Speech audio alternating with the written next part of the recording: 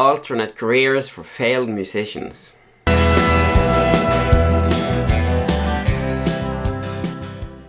Hey there and welcome back to the channel. Today I wanted to talk about how I make a living with the guitar. I started playing guitar back in I think around 1994. I was 13 years old at the time, and my brother, he was gifted an affordable nylon string acoustic guitar for Christmas. It didn't really pan out for him with the playing, and the guitar was just lying around the house, and I started picking it up and trying to play songs by ear, starting with Gary Moore. So I was listening to Gary Moore a lot. I hadn't really heard of him before that. Like I said, I was 13, and I really got into Gary Moore's music and and the guitar, so I started playing around a lot with the nylon string, and eventually I started getting proficient enough that my parents showed a real interest and asked me if maybe I wanted to get an electric guitar, which I really wanted, and they helped me, and I bought this guitar for 1,500 Norwegian kroner at the time, which amounts to about $150. So $150 back in 1993 or 94. And yeah, so this is my first guitar ever, which is mine. So I thought it was just, it was right to use this guitar today for the video. And this is a Korean made big sound guitar. I've seen a couple of them around the internet. I don't know a lot about them except made in Korea back in the 90s or 80s.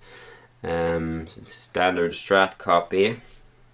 When I'm looking at the headstock, I'm thinking that they would probably be close to lawsuit space, but maybe that's why I can't find more information about them. Maybe they were sued out of existence. Anyways, I got this guitar and it really kicked off my guitar journey.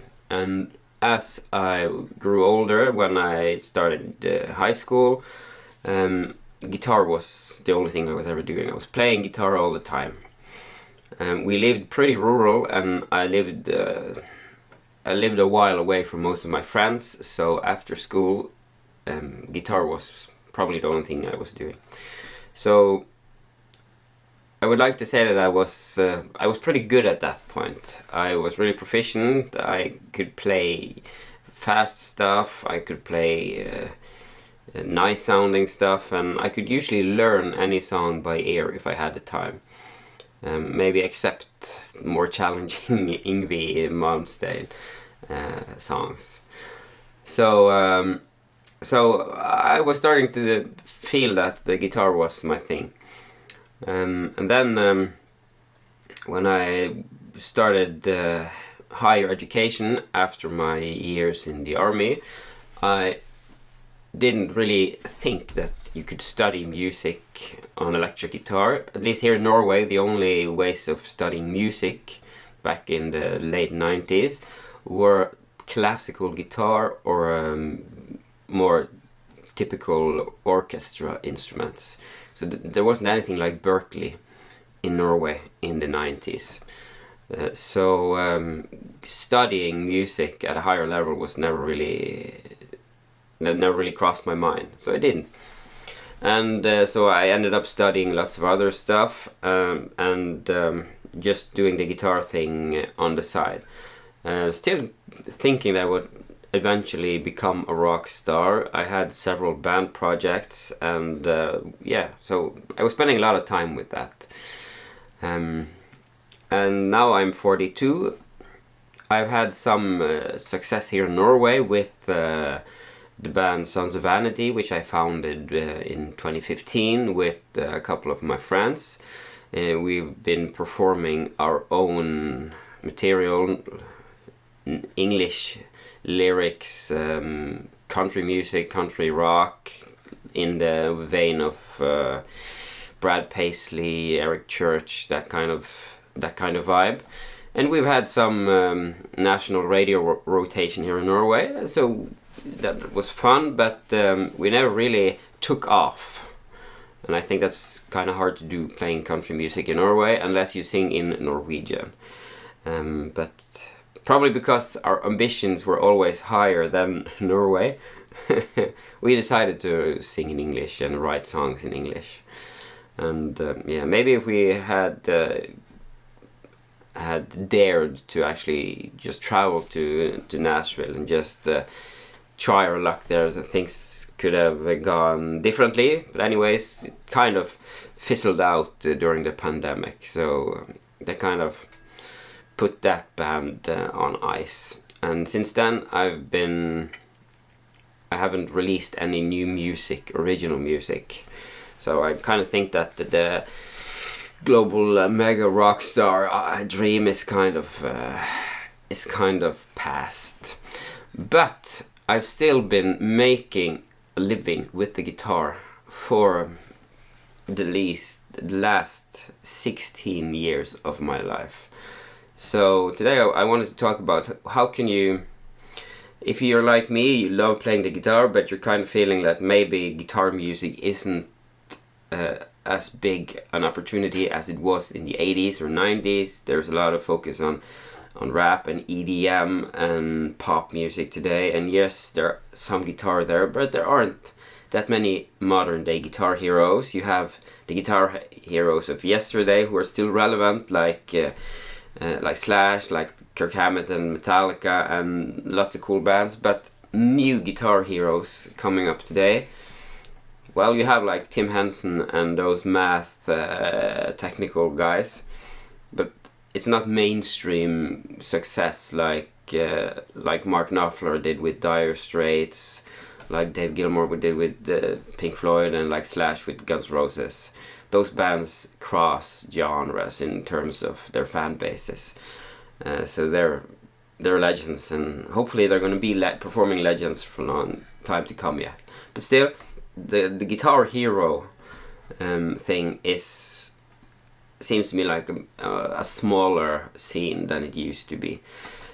So if you're like me, you love playing guitar, but you're feeling this, then I just wanted to talk about how I've been making a living based a lot on the guitar for the last 16 years. After several years throwing away student loans on studying subjects that were never going to lead to any jobs or anything like that, I studied archaeology and Egyptology. I applied to law school, and so I was all over the place until I kind of settled on teaching back in 2005. That's when I applied to the Norwegian Teachers Academy in Bergen and was trained as a music teacher. And being a music teacher who plays guitar has been that's opened some doors and opportunities for me. So the last 16 years I've been working as a music teacher. Every week, every work week, I think 50% of the time I spend doing something music related. If it's teaching groups of students on guitar or singing or playing music or music theory, whatever it is, I'm working with music. I'm working with the guitar usually as the instrument when I'm teaching theory and examples, and playing guitar with groups of teenagers, and it's been really fun.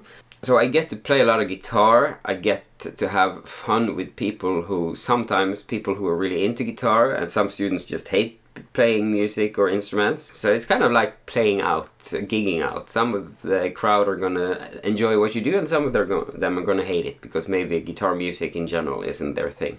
I'm pretty sure that around 60 or 70% of my income these last 16 years has been based on teaching music and some other sciences, but mostly music. I've been setting up large musicals with students, so singing, dancing, acting. So all in all, working as a music teacher has been really fun. I want to show you a couple of clips of the music auditorium where I work. I'm kind of proud of what I've accomplished there. It looks pretty different and is a lot better equipped today than it was when I started working there. The auditorium at our school is big enough to suit, I think, around 170 people at the most.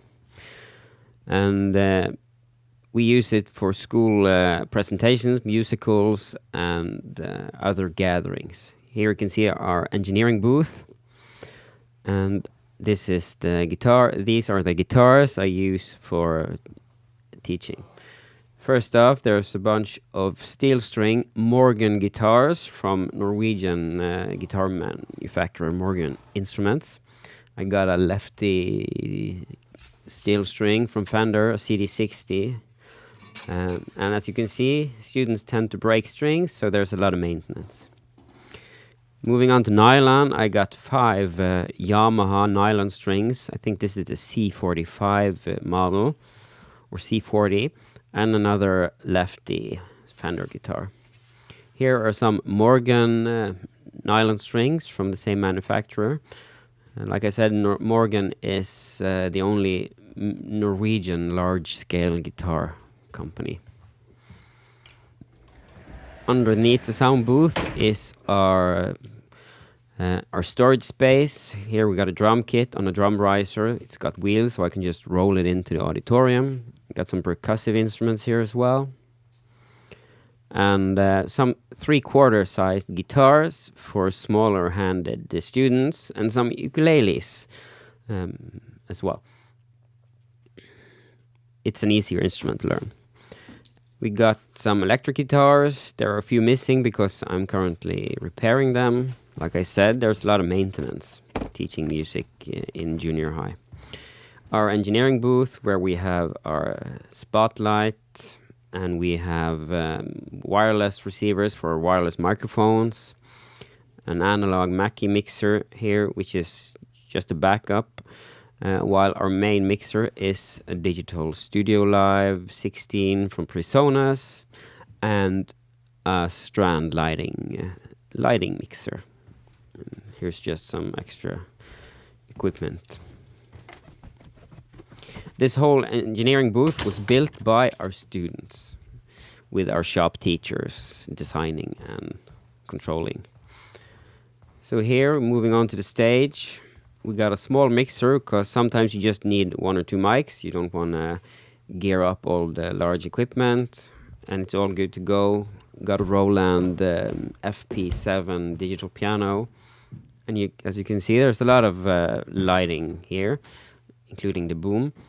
So yeah, it's a pretty nice space for performing and teaching music. So it works really well. So yeah, that's my work space. I spend a lot of my time there every week, teaching various musical subjects in that space. I said 70% of my income, around 60-70% of my income has come from teaching music. I also teach music privately, one-to-one students. That's a lot of fun. And all in all, getting paid to play guitar, talk about guitar, and demonstrate things on guitar for eager learners is wonderful. It's probably not the same feeling as playing at Wembley Stadium, but still, it's pretty awesome.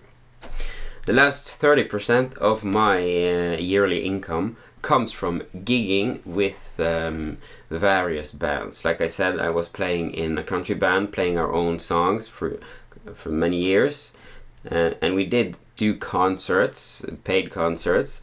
I also play in several acoustic guitar groups, and we do a lot of live gigging, like troubadouring, we call it here in Norway. It's just playing mostly cover songs at bars and weddings and stuff like that. And it's not glorious, but the pays pretty well per night, and you get to play your instrument, sing songs that you selected yourself, songs that you enjoy playing, and just have a lot of fun with a couple of buddies. So I've been doing that a lot the last 11 years. and altogether these things kind of comprise how I make my living using the guitar. I made this video because I'm sure I'm not the only one who's sometimes kind of sad about feeling that you're never gonna become your guitar heroes or someone else's guitar hero. And if you do today, that's awesome, good news for you. But I think the market is smaller today for guitar heroes. Not for playing and having fun with the instrument, but for like these Slash, Jimmy Page, megastar guitarists. So, but there are other ways you can do it. You can do the busking thing, you can do the bar gigging thing, as long as you know your material and you can sing at the same time. You can do the teaching thing if you're really proficient at your instrument and you're good at explaining concepts. You can become a music teacher, so you're gonna get paid for doing your favorite thing. So it's still an avenue where you get to work with the guitar or whatever instrument you love doing, and you can make a living from it. Even though it's kind of, I started this video with a kind of sad heading, failed musicians, alternate careers. I still want to say that you have a lot of options.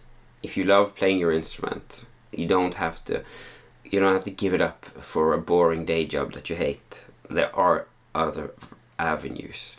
So if you're like me, you're feeling that your John Mayer moment isn't coming, or at least you're gonna really have to work hard for it, know that there are many avenues for a musician that don't involve being a megastar, but they still pay your bills, put food on your table, clothes on your kids and your family.